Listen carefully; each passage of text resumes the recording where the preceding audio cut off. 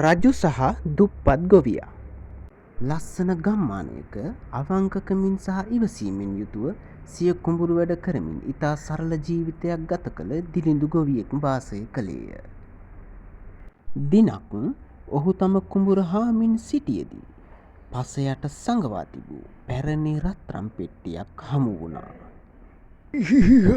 රත්රම් පෙට්ටියක් හම්බුණා.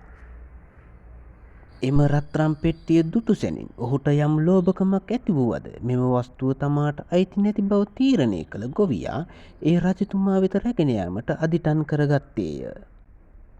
ඉන්පසු ගොවියා මාලිගාවට ගොස් ඉතා ගෞරවයෙන් යුතුව එම නිධානය රජතුමා වෙත පිළිගැන්වීය. ගොවියාගේ අවංකකම ගැන පැහැදුණු රජතුමා ඔහුගේ ගතිගුණ තවදුරටත් පරීක්ෂා කිරීමට තීරණය කළේය.